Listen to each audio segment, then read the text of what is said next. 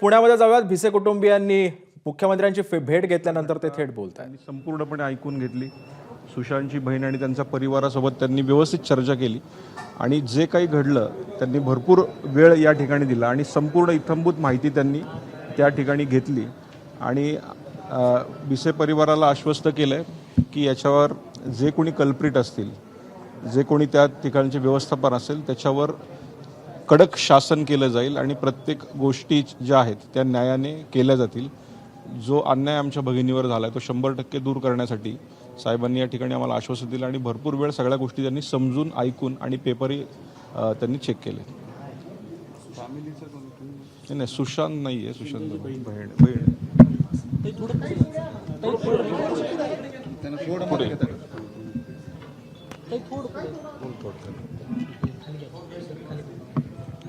आम्हाला प्रशासनावर पूर्ण विश्वास आहे.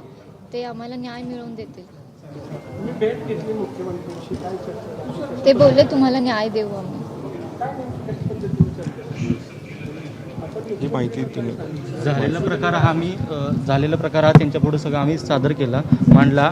जो आम्हाला काही त्रास झाला तिथे आम्हाला जे डॉक्टरांनी आम्हाला बराच वेळ आम्हाला थांबून आम्हाला खूप त्रास दिला, त्या पेशंटला खूप त्रास दिला. तिथे आमच्याकडे पैसे असूनही त्यांनी तिथं घेतले नाही आणि त्यांनी तिथं हा जो प्रकार घडला आम्ही सगळा सरांसमोर आम्ही मांडलेला आहे. नक्कीच ते आम्हाला न्याय देतील. काय मागणी आहे? दोन लहान मुलीही आहेत, सुशांतला आई तर गेलेली आहे. मुलींसाठी पुढे आर्थिक तरतूद करण्यासाठी किंवा काही मागणी दुसरी काही त्या ज्या डॉक्टरांनी आम्हाला एवढा त्रास दिला त्या डॉक्टरांवरती कारवाई झाली पाहिजे.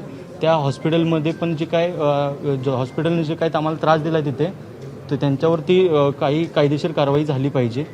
नक्कीच आमच्या वहिनींसोबत तसं झालंय, असं कुठल्याही महिलेसोबत तसं होऊ नये आणि ते हॉस्पिटल धर्मदायी व्हायला हवं. डॉक्टर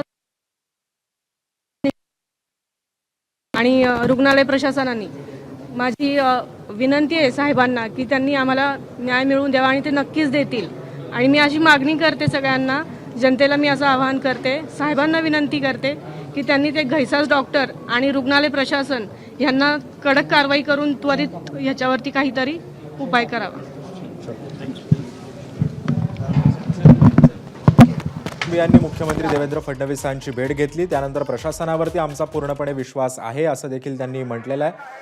आणि यानंतर आपण ही थेट दृश्य पाहतो. दीनानाथ रुग्णालयाच्या टेरेसवरची ही जी दृश्य आहेत. लहुजी शक्ती सेनेचं आता आंदोलन आहे. 2 कार्यकर्ते हे रुग्णालयाच्या इमारतीवरती चढल्याचं आपण पाहतोय. तिकडे इमारतीवरती चढून आता आंदोलन सध्या या लहुजी शक्ती सेनेचं आता आपण पाहतोय. दीनानाथ रुग्णालयाच्या टेरेसवर चढून आता या आंदोलकांनी आंदोलन सुरू केलेलं आहे. काही वेळापूर्वी आपण पाहिलं की या संतप्त आंदोलकांनी हातामध्ये शेण वगैरे आणलेलं होतं आणि हे शेण आता रुग्णालयाच्या भिंतींवरती फेकून मारणार होते. आणि त्यानंतरची आपण ही थेट दृश्य पाहतोय दीनानाथ रुग्णालयाच्या टेरेसवरची. हे 2 आंदोलक आता रुग्णालयाच्या टेरेसवर चढून आता सध्या अर्धनग्न आंदोलन करतायत. पोलिसांकडून आता या आंदोलकांना शांत करण्याचं आवाहन देखील केलं जात आहे. या दोन्ही आंदोलकांना खाली उतरण्याचं देखील आवाहन आता पोलिसांकडून केलं जात आहे. मात्र कोणत्याही परिस्थितीमध्ये आंदोलक खाली उतरण्याचं नाव घेत नाही. या संदर्भात अधिक माहिती देतात आमची प्रतिनिधी शिवानी पांढरे सध्या आपल्यासोबत आहे. शिवानी, सध्याची परिस्थिती काय आहे?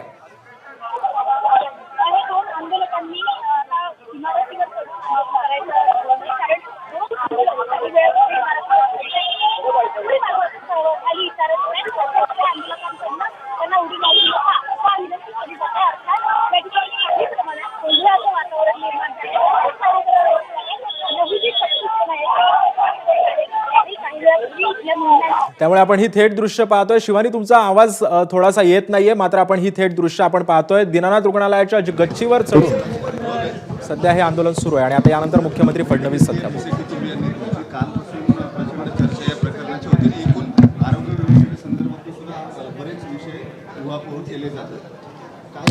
भिसे कुटुंबियांनी माझी भेट घेतलेली आहे.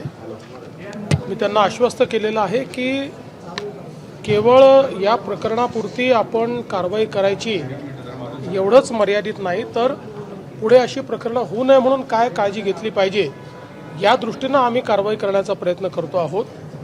आज कमिटी देखील या ठिकाणी जी मी तयार केली होती ती आलेली आहे.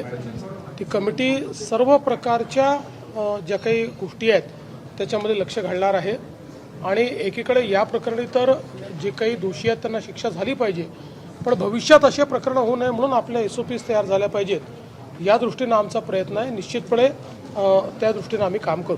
सर, सगळ्या चॅरिटेबल हॉस्पिटलच्या ऑपरेशन्सच्या संदर्भानं तक्रारी प्रचंड येत आहेत. मात्र धर्मदाय आयुक्तांच्या लिमिटेशन्समुळे किंवा त्यांच्या अकार्यक्षमतेमुळे या तक्रारींचा निपटारा होत नाही. हे मुळामध्ये आता आपण आपल्या कायद्यामध्ये याच अधिवेशनात बदल करून पुन्हा काही अधिकार हे धर्मदाय आयुक्तांना दिलेले आहेत. आपल्या लॉ अँड ज्युडिशरी विभागामार्फत आपण त्याची देखरेख देखील करतो. आपला प्रयत्न आहे की संपूर्ण धर्मदाय व्यवस्था ही ऑनलाईन एका प्लॅटफॉर्मवर यावी, जेणेकरून कुठे आपल्याकडे बेड्स आहेत, किती ते अवेलेबल आहेत, ते दिले जात आहेत की नाही, याचं सगळं मॉनिटरिंग आपल्याला करता यावं.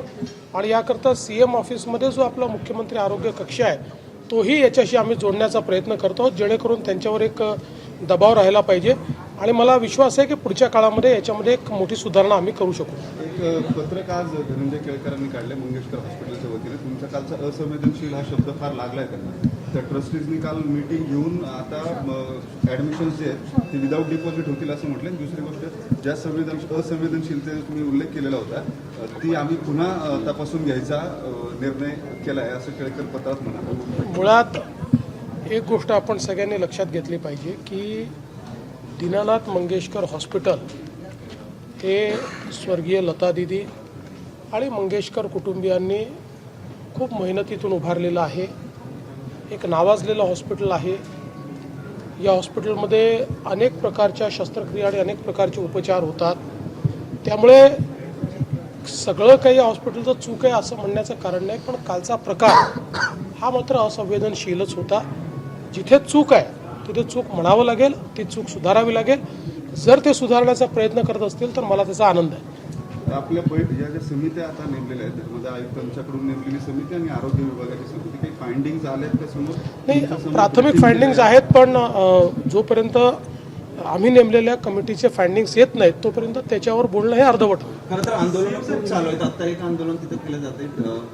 हॉस्पिटलच्या टेरीस जाऊन 2 आंदोलनकर्ते उतरले आणि त्या ठिकाणी गुन्हा दाखल करा अशी त्यांची मागणी. मला असं वाटतं की असले प्रकार करणं काही योग्य नाही आहे. त्याची जर दखल घेतलेली आहे तर त्या संदर्भात जीही कायदेशीर कारवाई ती आम्ही पूर्ण करू, पण विनाकारण शोबाजी करणं वगैरे हे बंद झालं पाहिजे. कारण भाजपच्या महिला आघाडीनं तोडफोड केली होती हॉस्पिटलची आणि ते त्या घैसासांचं नाहीच, म्हणजे त्यांच्या आईंचं आणि कोणाचंही असलं तरी अशा प्रकारे करणं चुकीचं आहे. महिला आघाडी कोणाची असो, ती भाजपची असली तरी हे चूक आहे.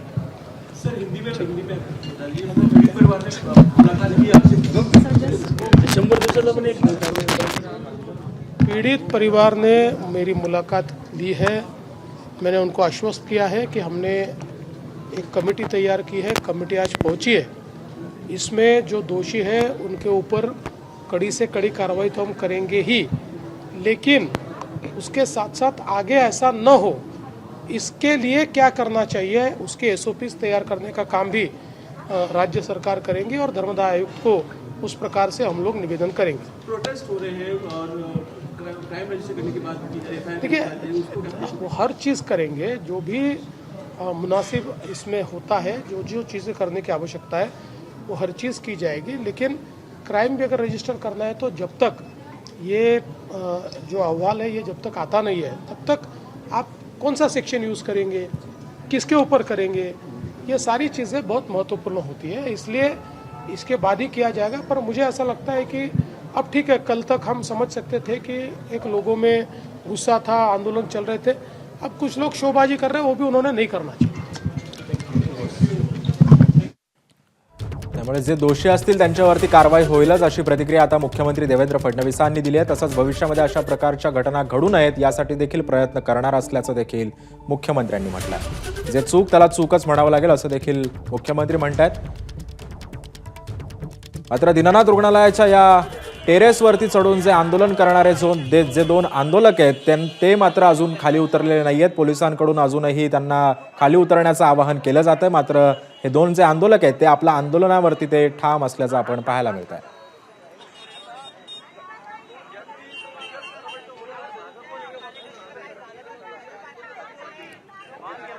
दीनानाथ रुग्णालयाच्या गच्चीवर चढून हे आंदोलन सध्या सुरू आहे. तसंच आत्ता काही वेळापूर्वी मुख्यमंत्र्यांनी सुद्धा या संदर्भामध्ये प्रतिक्रिया दिली. भविष्यामधल्या अशा कुठल्याही प्रकारच्या घटना घडू नयेत, या देखील जे चूक आहे त्याला चूकच म्हणावं लागेल, अशी देखील प्रतिक्रिया मुख्यमंत्री देवेंद्र फडणवीसांनी दिली आहे. त्यांनी शेण आणि बांगड्या घेऊन या ठिकाणी आंदोलन केलं आणि आत जाण्याचा प्रयत्न केला होता. मात्र त्यानंतर आता दोन जे काही कार्यकर्ते आहेत ते दीनानाथ रुग्णालयाच्या इमारतीवर गेले आहेत आणि ते तिथून सगळे इशारे देत आहेत, आम्ही खाली उतरू किंवा आम्ही खाली उडी मारू. मात्र खालनं त्यांना विनंती केली जाते की तुम्ही खाली उतरू नका किंवा असा कोणताही प्रकार करू नका. आणि त्यासोबतच याच संघटनेचे काही कार्यकर्ते अर्धनग्न होऊन या ठिकाणी आंदोलन करतायत. दादा, काय नेमकी मागणी आहे तुमचे दोन कार्यकर्ते वरती आहे? जो काय 2-3 दिवसापूर्वी आमच्या मातंग समाजाच्या महिलेचा जीव गेला 10 लाखासाठी, त्याच्यामुळे आम्ही आज इथं आंदोलन करायला आलोय. त्या धनंजय केळकर यांना आम्ही निवेदन द्यायला आलेलो. जोपर्यंत त्यांनी इथं येणार नाहीत, आमचं निवेदन स्वीकारणार नाहीत, तोपर्यंत आम्ही इथनं उठणार नाही. आमचे 2 कार्यकर्ते जे वर गेलेले ते पण खाली येणार नाहीत. त्यांनी त्यांच्या जीव गेला तरी चालेल, पण त्यांनी केळकरने इथं यावं आणि आमचं निवेदन घेऊन जावं. या सगळ्या महिला देखील आपल्या सोबत आहे. महिलेसोबत हा सगळा प्रकार घडला आहे आणि असं घडत असेल तर हे चुकीचं आहे असं बोललं जात आहे. चुकीचंच आहे. 2 बाळांचं काय, त्याच्या 2 बाळांचं काय होणार हा विचार केला का? 10 लाखासाठी आणि त्यांचे मिस्टर 3 लाख भरतच होते, तोपर्यंत त्याला दम निघाला नाही का? उपचार सुरू जर केला असता तर आज जिवंत असती की नसती? ती मरू ना तर नाही मरू तर तिच्या नशिबाने झालं असतं. पण ह्यांनी ह्याचं कर्तव्य केलं पाहिजे होतं की नव्हतं? हा डॉक्टर आहे ना, आपण डॉक्टरांना देव मानतो की नाही? ह्यांनी याचं कर्तव्य करायला पाहिजे होतं की नव्हतं? आता आमची इच्छा आहे की त्याची कारवाई त्याच्यावरती कडक व्हावी आणि त्यांनी समोर येऊन जे काय ते निवेदन घ्यावं.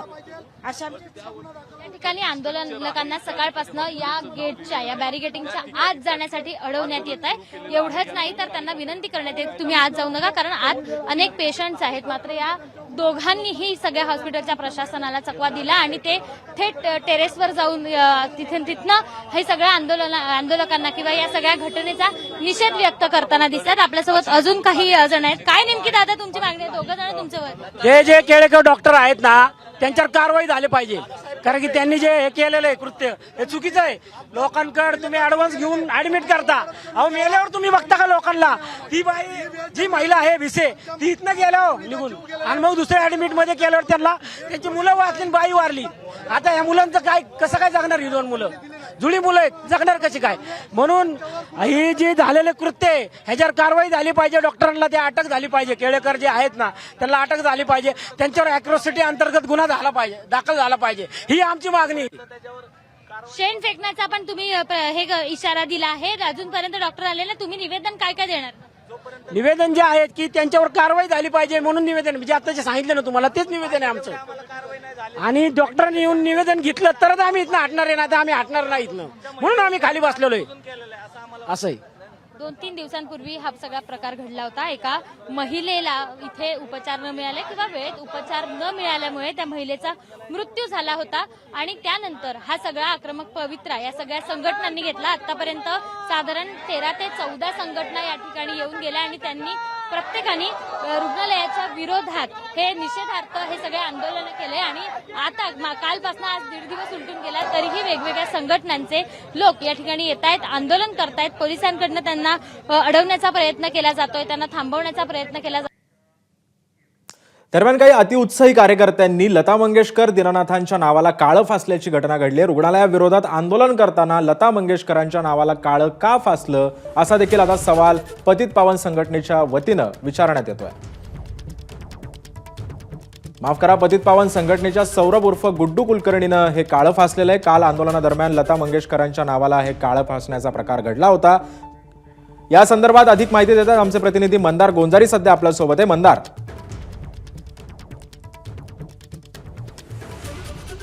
खरं तर हे रुग्णालय दीनानाथ मंगेशकर यांच्या नावाने मंगेशकर कुटुंबियांनी उभारलं. मात्र गेल्या अनेक वर्षांपासून या रुग्णालयाच्या व्यवस्थापनाची जबाबदारी ही डॉक्टर केळकर आणि या रुग्णालयाची जी व्यवस्थापन समिती आहे त्यांच्याकडे आहे.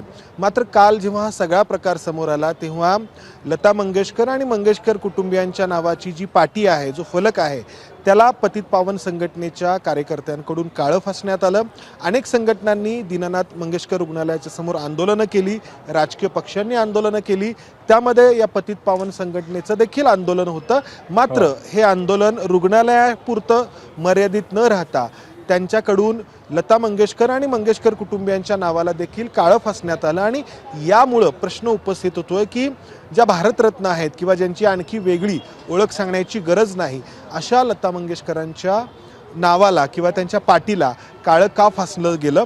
आत्ताच महाराष्ट्राचे मुख्यमंत्री देवेंद्र फडणवीस यांनी देखील याबद्दल प्रतिक्रिया दिलेली आहे की मंगेशकर कुटुंबियांनी खूप कष्टातून किंवा खूप त्यांनी त्यासाठी पुढाकार घेऊन हे रुग्णालय उभारलेलं आहे आणि आत्तापर्यंतचं या रुग्णालयाचं ट्रॅक रेकॉर्ड हे लक्षात घ्या, अशा आशयाचं मुख्यमंत्र्यांचं म्हणणं होतं. मात्र काल जी आंदोलनं झाली तर ती हॉस्पिटलमध्ये जो काही प्रकार घडला किंवा हॉस्पिटलच्या व्यवस्थापनाकडून जो काही प्रकार घडला त्याबद्दल असणं अपेक्षित होतं, त्याबद्दल आवाज उठवला गेलाच पाहिजे.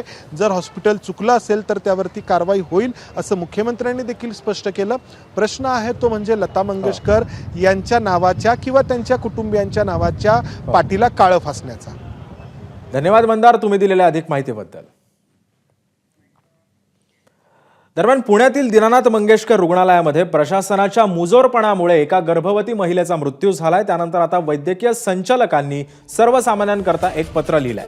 दीनानाथ रुग्णालयामध्ये इमर्जन्सीमधील कुठल्याही रुग्णाकडून आजपासून कोणतीच अनामत रक्कम घेणार नाही असा विश्वस्त आणि मॅनेजमेंट या सर्वांनी ठराव केलेला आहे. त्यामुळे आता इमर्जन्सीमधल्या कुठल्याही रुग्णाकडून अनामत रक्कम घेतली जाणार नाही असा देखील ठराव आता घेण्यात आलेला आहे. वैद्यकीय संचालकांनी सर्वसामान्यांकरता एक पत्र लिहिलंय आणि या पत्रामधून आता हा ठराव सांगण्यात आलेला आहे.